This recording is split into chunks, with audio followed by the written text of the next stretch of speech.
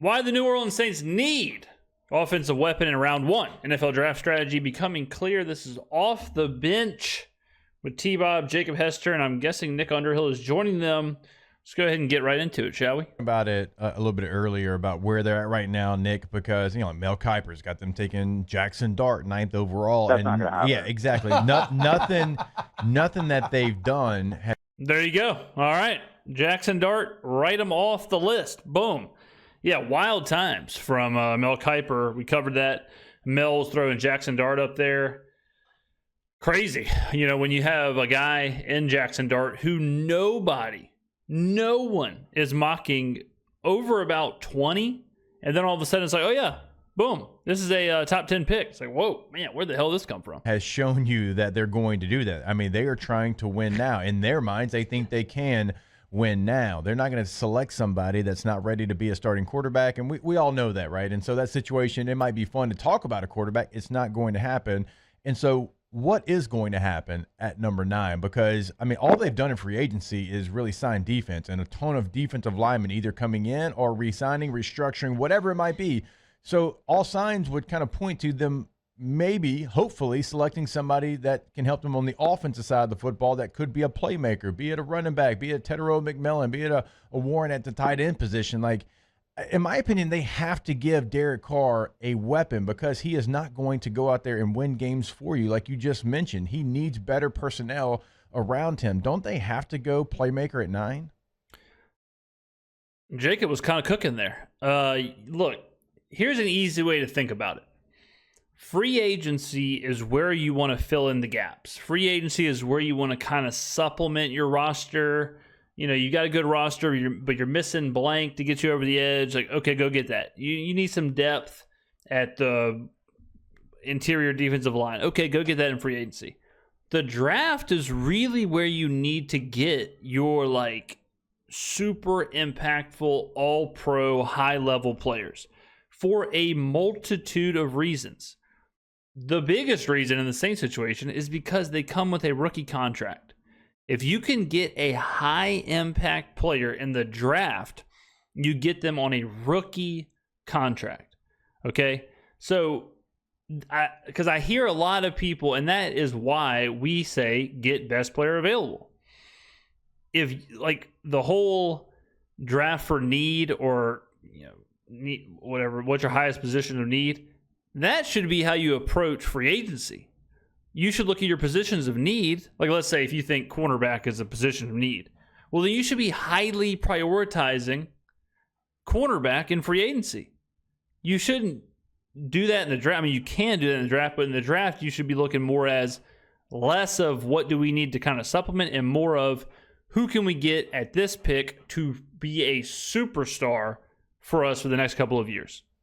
Yeah, I think they do. And I don't see Dart happening there. Sanders, look, I don't think he would happen there, but you get on the board and he's sitting there and weird things can happen, so I'll never say never on that. Yeah.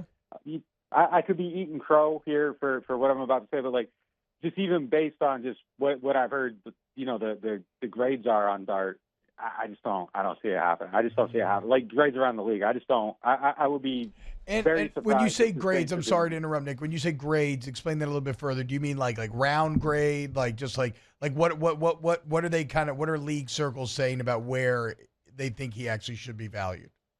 Yeah, and again, this is league circles, and when you say league circles, that means that it's not direct, it's just gossip, but it's informed gossip, and it's good gossip. And I've historically felt pretty good about the gossip I've heard, but yeah, I just don't think people see him in that range. Scouts that I've talked to that I trust, the people that told me last year, hey, everybody's wrong on Brian Thomas, he's going to go top 20. These are the same people that are telling me that, hey, Dart is not in this range. He is not in that range. But someone could see him as a Bo Nix. All it takes is one, and all of a sudden you're top 50. Granted, I think Bo Nix is better than Jackson Dart, or Bo Nix was a better prospect than Jackson Dart. But pick, but I would just be surprised. Just kind of, you can marry the sources of your information up with historical trends within what the Saints have done, and it would just be very. Yeah, it'd be shocking. Going through the Jeff Ireland dossier years back, there's a lot of draft picks. It would just really, really surprise me. So I got to say no to Mel on that one, but Mel didn't ask me, so that's the pick on there right now. Go ahead. To answer Jake's question, though, yeah, it has to be an offensive weapon. Like, it has to be an offensive weapon. They've gone all defense. Mm-hmm. The only problem with the offensive weapon thing is the Saints could find themselves in no man land where, let's say McMillan goes to the Patriots, okay? Let's say the Patriots take him. Well, you're probably not going to take Matthew Golden at 9. You probably aren't going to take Luther Burden at 9. You probably aren't going to take a receiver there. So then you're thinking, like, well, does that mean we take Genty or Warren? What if Genty's gone?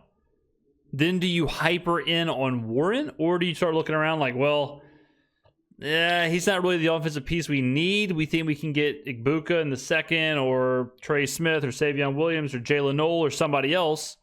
So maybe we just go, whatever, John Campbell here, or maybe we go Mason Graham here. Like that's how they don't end up with an offensive weapon at 9, because there's way less top end offensive weapons than there are defense. And there are probably 5 or 6 defensive guys who I think would be worthy of that 9th overall pick. There's only one receiver, there's only one tight end, and there's only one running back that are worthy of that top 10 pick as of right now. So if it gets taken, like if McMillan is there, I think it's the most obvious pick in the world. If Ted McMillan is there at 9, after what the Saints just went through last year with the wide receivers, the fact that they desperately need playmakers, all his physical skill set, how it marries with Chris Olave, like everything is there. If he's there, they're going to take him. But if he's not there, and there's a great chance he's not going to be there. If he's not there, then what do you do? So the offensive weapon thing, it makes a lot of sense, but they're very scarce compared to defensive. Ireland was out at Arizona's Pro Day yesterday. You saw T-Mac up close, so maybe that's a guy there. They did just give Juwan Johnson a really big contract, so I don't know if you're paying him to be tight end too. But I don't know if it makes you bypass Warren at that spot, but I would have definitely said Warren before that pick. By the way, the Pro Day thing, guys, 40s at Pro Days are mostly hand-timed, so like when you see Jalen Milroe ran a 4.37, and then one tweet later, it's like, oh, well, actually, three of the stopwatches had him at 4.51, 4.53, and 4.55. McMillan, same thing. There was a 4.45, but then there was like 4 stopwatches that had him around 4.5, 4.55. So be careful with Pro Days with the stopwatch, the hand stopwatch. The combine is a laser. All right, the combine's 40 is a laser. Hand clock, not exactly the most trustworthy. So be careful when you see reports. To pick him, okay, he's still in the mix, but I don't know that you're selling out for him. Maybe there's a greater need at wide receiver, and if you like both, I know a lot of teams had questions they kind of wanted answered by T-Mac, just through the interview process, just to kind of see what makes him, burn, what's making him tick on the inside, just kind of, sit down, hear it, see what your point of view is, how you feel about the game, all that stuff. And it sounds like a lot of people have been impressed with him, and that's what those meetings are for. So yeah, I mean, I think before I was tentative on saying he'd be in play at 9, but I think he's in play. I think he's in play at that spot. Yeah, I mean, especially if like Genty and Warren are already off the board, right? Yeah. Oh yeah. Yeah. Well, I mean, look, it could be a coin flip too at that point. Sometimes, unfortunately, need dictates action every now and then. And, if they're close, if they're within range of each other, Warren and T-Mac sitting there. Yeah, if they're in range, you probably go T-Mac because you just signed Juwan Johnson. So this is strictly theory crafting. I was having a conversation with some fellows who know ball, and we were talking about the Juwan Johnson signing and Tyler, what it means for T-Mac, what it means for Tyler Warren, whatever. Don't forget, Juwan Johnson was a wide receiver who turned into a tight end, okay? His 40, not that this really matters because you have 3-cone drills and stuff like that, but his 40 was faster than Cooper Kupp's 40 coming out of college. So he was a wide receiver, turned into a tight end. I'm not saying that Kellen Moore may see him as the answer to their big physical wide receiver that the Saints do not have. I'm not saying that, but it is worth a thought of like, well, is he being signed for a tight end, or is he being signed because they see him as this like fringe thing where he's going to play some wide receiver, he's going to play some tight end, he's going to be asked to do a little bit of both. And if you think about it that way, then one, the contract makes a little bit more sense because now you're paying a wide receiver. Wide receiver money is different than tight end money, but the contract makes more sense. But also it opens you up to a little bit more flexibility at 9 because if Warren is there, you're not like, well, we already have our tight end 1. If you're thinking Johnson's like a tweener thing, same with McMillan, where okay, well you can if Mason Graham's there, then you're not hard stuck into taking McMillan. You can take Graham and then get your wide receiver later because you're expecting Juwan to carry a little bit of burden from the wide receiver. So it's just something to think about too, depending on how you look at the player, how you look at the designation, things like that. Maybe you go the receiver because you just missed on Cup. And you gave Juwan Johnson $30 million. yeah. I would really like it to see them just sign a veteran receiver. I like the idea of Keenan Allen at the beginning. I like the idea of Keenan Allen at the end on like a 1-year deal that doesn't cost a ton, probably a little less than Cup got paid. And you just say, you fill that need so you aren't starving when you go into the draft. Like I think that would be a really good move, just to open up your options there. And so this is not that Brandon Cooks is Keenan Allen, but the Saints did just sign Brandon Cooks. Man, it's crazy. I mean, it's like it is not going to be that much money. It is a roster depth situation, and I got people blowing my mentions up saying the Saints are cooked because of this Brandon Cook, no pun intended, cooked because of the Brandon Cooks deal. Guys, they're filling a roster spot, okay? It's the same as MVS. Same guy, different. I mean, same guy, different jersey. Okay, so it's not that big of a deal. Look, I think having like a big dog, veteran, older guy in that room with those younger players, I think that would be a really smart move too, just to kind of have the guy that's just, he's done it forever. I mean, that's Keenan Allen. Like that's the guy I would go get. But from what I've heard, the Cup thing was more about the player than feeling like you absolutely had to go out and get a certain type of player. Oh my God. They love this roster. I think that's more about opportunity. They love this roster. I mean, I just keep going back to the Loomis quote. Just because we went 5-12 doesn't mean we did anything wrong. Like, okay. I mean, I think it's debatable, but sure. Speaking of Mickey, Nick, is this, and I probably know the answer, but is this finally the year where the New Orleans Saints use all of their draft picks? Give us, because I'm sure you have them locked in. Remind us about the amount of drafts in a row that he's traded up, the amount of time he's never traded back. Remind us a bit of Mickey's proclivity for bundling picks to move up. Yeah. I mean, it's like never. Like they always trade up. There's always going to be a trade up, and part of that is sometimes they come later in the draft, and part of that is okay, we're going to trade up, we're going to get this guy, and then we'll still sign our priority free agents after. And, I think in a single year vacuum, that's fine. It's a fine approach.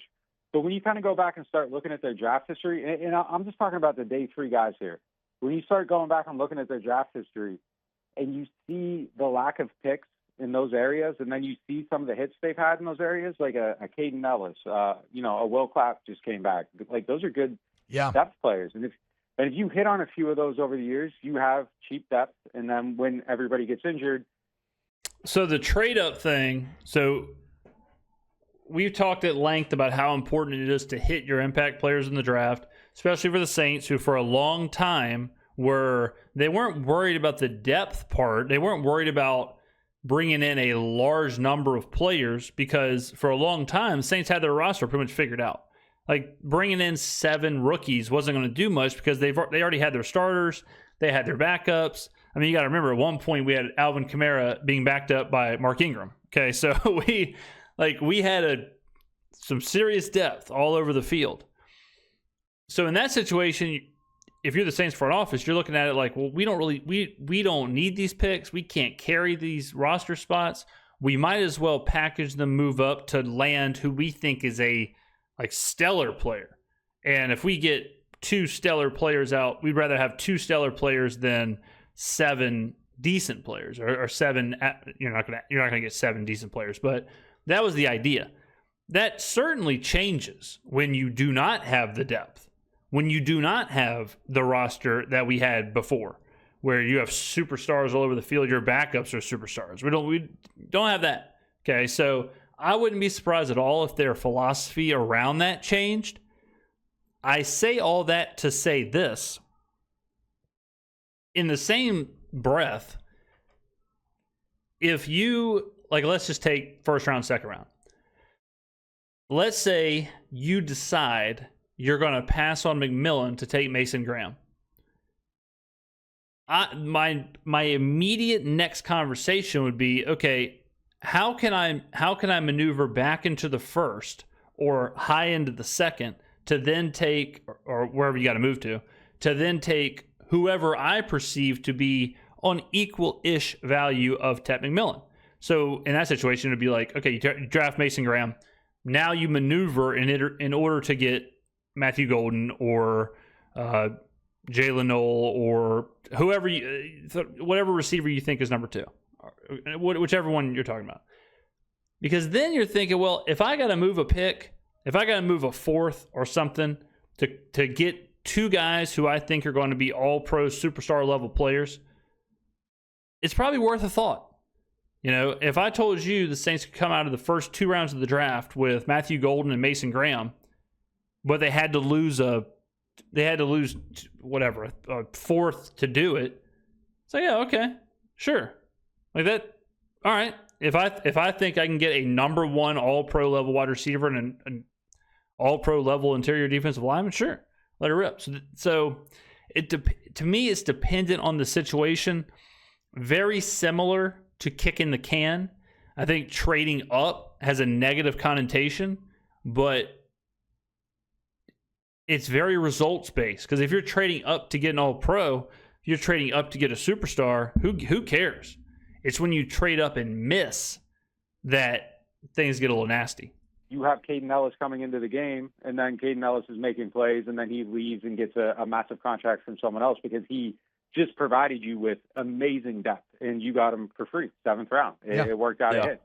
But if you aren't making those picks, again, in a vacuum, it's fine. Going to trade up, sign the priority free agents. If you do that, once every 4 years, you're probably cool. You're probably in a great spot, and it's fine. But over time, if you're not making those picks consistently, or you aren't hitting on those picks, but if you're hitting on a few of them now and then, and you're getting your UDFAs, and you have a couple of UDFAs stick, and you have a couple picks from rounds 5 through 7 stick, all of a sudden you're adding 2-3 guys that are NFL caliber backup players to your roster every year, and you're pumping through the depth. But they haven't done that, and I feel like that's kind of one of the bigger issues with kind of the injury equation is that, okay, yeah, we can all agree that it's historically bad, but the ability to fill them in probably could have been slightly better. And and that it looked like the Saints run on the most you don't need it until you need it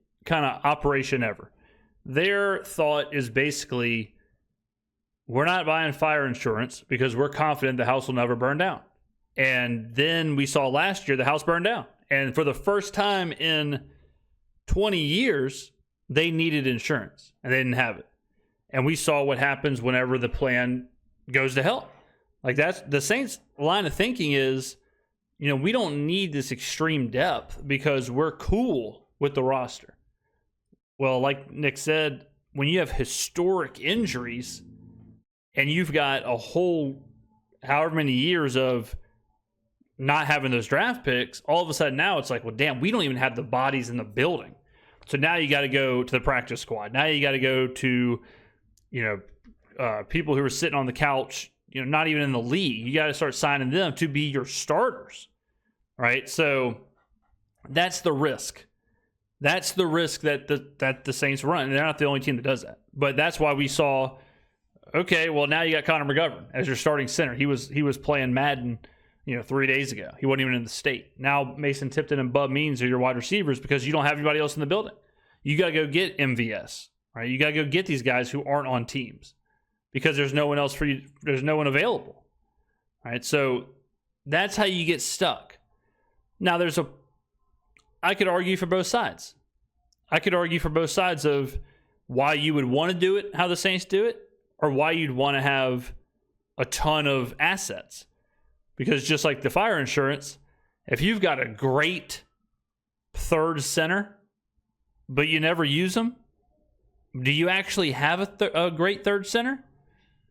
Yeah. Maybe you get another win somewhere if you have better depth on your team, if your cap's cleaner, if you aren't carrying dead money and you're making more, day 3 picks and you're kind of getting some of that depth. I think some of that is self-inflicted, and I think it can be both things. Like, it was too much to overcome, but the ability to run triage on it just wasn't quite there. Like, the infrastructure hadn't been built to do it. And, I think they need to make those picks this year. Like, trade up once. So like, I agree with don't that. Trade up. No, don't. I agree. But see how T-Bob, this is a great example. T-Bob is using the availability kind of heuristics. And if you're not familiar with heuristics are like a shortcut to thinking. Like, you remove logic in order to just have like a quick, for example, how we got on the subject of heuristics. But for example, like if you see a news story about a shark attack happening in a river near you, then you may think, I'm not swimming in that river, there's sharks in there. But logically, you'd have to do a little more research to see, like, are sharks actually in the river? Was it a one-off? Was it random? Whatever. So T-Bob is using the logic of trading up is bad. Trading up equals bad. In some cases, it is not. I just gave you an example. If you have to pass on McMillan to draft Graham, then you can trade up to get Golden. If you know Golden's going to be an all-pro, if you know Golden's going to be the same level of McMillan or whatever, all of a sudden it's like, okay, you probably do that. You don't trade up just to trade up, but you don't not trade up just to not trade up. I agree with Nick. In the current situation, the Saints do need the bodies. They do need the roster. They do need the depth. We are dumping contracts. We are trying to get clear of the salary cap. We are trying to get younger. This is the draft where you just say, you know what? There is more value in the extra player than there is trading up to get a better player in the second round or third round or fourth round or whatever. You'd rather have the value of the quantity over the quality. Not if it's like a severe quality discrepancy. But so I do agree. I think they should draft as many people as possible. And if they can trade down to get even more, I would do that too. Trade up. Don't even put that into the either. No trading up this year. Make every pick. I'm not gonna have like a hard and fast rule because like something like a great opportunity might be there. Like the next Spencer Rattler might fall to 5, and you're like, you know what? Like we're gonna jump up and get him. Like cool, fine, do that, whatever. You want to take a shot on that, but like don't trade them all for Adam Troutman, and then trade a future back for Tommy Trout gun. You said there's a name I have not heard in a long time. Those are the moves. Those are the moves that I think, kind of set you back a little bit. 100%. Because if you stack those up, if you lose 2 players for a Adam Troutman, and then he doesn't work out, you've really lost effectively 3, right? And then if you keep compounding that, that's how you get to the position where a couple years down the road, you're like, man, we don't have any good players. Hey, Nick, I do want to ask you about one position that we hadn't really got into, and that's the running back position. That's obviously the most important position on the field. We all know that. Yep. So AK looked, much better last year. Looked like him, his true self, and looks like he can be such a focal part of the offense still. But what does it look like behind him? Right, you've got Miller, who's had, so many weird moments already in his NFL career, not being available, not being on the field, kind of disagreeing with the head coach there. Yeah. You've got Jordan Mims, who's somebody that is exciting. Undrafted free agent guy that's shown flashes. You signed Clyde to another deal here. Like, what does it look like? And do you think they maybe look at the running back position in the draft, or do they like this group to move forward? Man, I hope they look at running back in the draft. I'd be cool with moving forward with Alvin Kamara, blank rookie running back, and Clyde Edwards-Helaire. I'd be cool with moving forward. If it's Judkins, if it's Omarion Hampton, if it's Ashton Genty, whatever. But if you told me Kamara, blank running back, Helaire, let's rock and roll. Okay. Now, if you tell me it's Kamara, Kendra Miller, Helaire, not great. I think they have to add another one. Yeah, I agree. think it's almost like a must. Yeah. I just don't, I don't feel great about any of those other guys. Like, I don't think you can treat Kendra like he's anything at this point. If he surprises you, Yeah, hell no. you. Yeah. They just added Belis Jones, who had been a wide receiver, transitioned to running back. They see him as a running back. I don't think he makes the team. So I think you need like another serious option there just to get the pipeline going. Like even if it's just, just to get someone in here so that you have a transition plan at some point. Well, providing Alvin can still be the number one, but you get someone behind him, and if he's good enough, you got a duo. If not, like you still have good depth. Yeah. But I think there has to be another answer there, and just where Alvin's crossing that 30 threshold. Like it's okay, Yeah. I think, to count on him still, but you. It's another example of a trade up.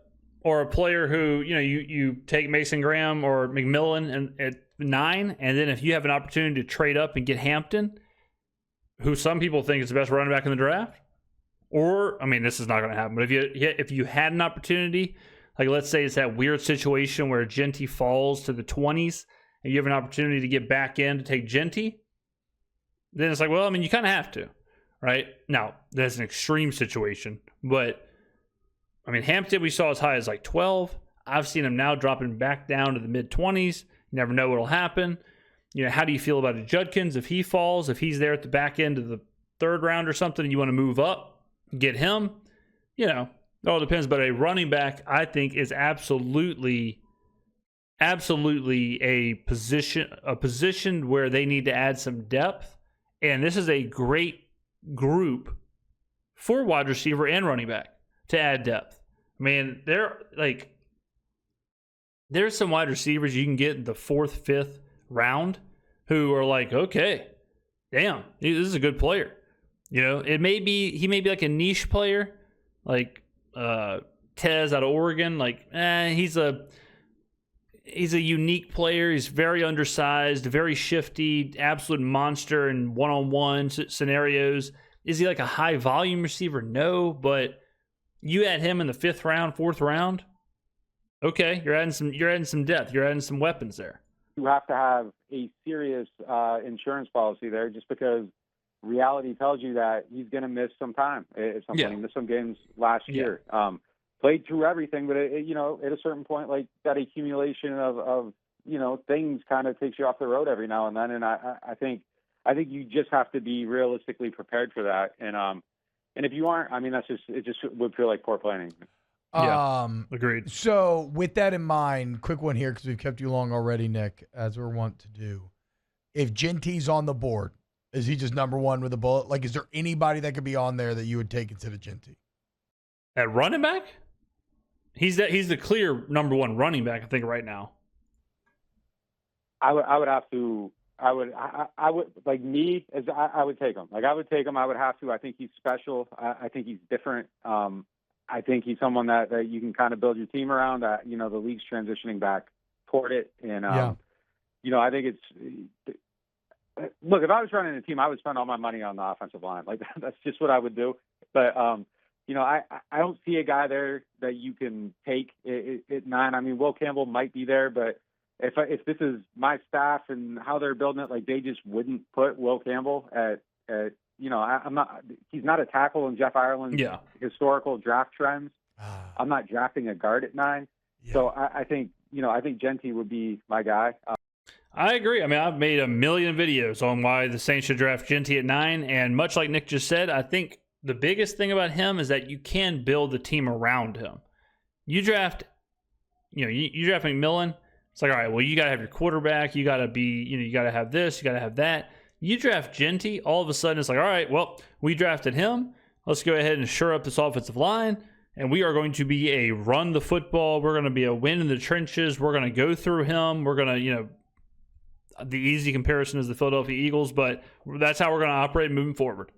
And I think he is a special prospect. I think he's the Trevor Lawrence of running backs, where he's like a generational prospect where, Trevor Lawrence broke all of the metrics. He broke all of the – it's like Trevor Lawrence and Andrew Luck. There's always the two prospects people talk about, where John Elway was the gold standard for prospects coming out as far as like the numbers and all the scoring systems and the algorithms or whatever. Andrew Luck and Trevor Lawrence are pretty much 1A, 1B of the best prospect coming out. Now, I think Genty has a chance to be that for running backs. Does that equate to on-field success? No, just look at Trevor Lawrence, right? But as far as a prospect, I think it'd be great if the Saints drafted Genty. I think it would make so much sense. It would really help out Kamara. It might give him a couple more years of his career. Might get us back to that AK, Mark Ingram kind of style of 1-2 punch. So I think Genty makes a lot of sense. Even though it doesn't seem like it, I think he'd be a great pick. And look, secondly, even if I'm just building a team and Fuaga's my other tackle, I don't want two tackles with short arms. Like I don't want two exceptions on the ends. Like I need. Will Campbell's not a tackle. Will Campbell, I would be, I'll say this right now, I would be surprised if Will Campbell plays a snap at tackle in the NFL. I need one guy with like prototype size, and I think Will Campbell has a chance to probably be an extremely good NFL player. I think Will Campbell could be one of the best guards in the NFL for sure. Question is, do you draft a guard at 9? It's just for this system. I don't want two guys that you have to bend the rules for. And I bet my rules last year, so I don't know that I could do it this year. But I think he has a chance to be a franchise cornerstone type player for somebody somewhere. And it is a question though if it's tackle or guard. And taking a guard at 9 is rich when you have that many needs. Yeah. Nick Underhill on Twitter, guys. New Orleans on Football's a site. I mean, just great. Yeah. All right. Good stuff. Good conversation there, ladies and gentlemen. All right. Let me know in the comments below what you think. Thank you for watching. I will see you in the next video.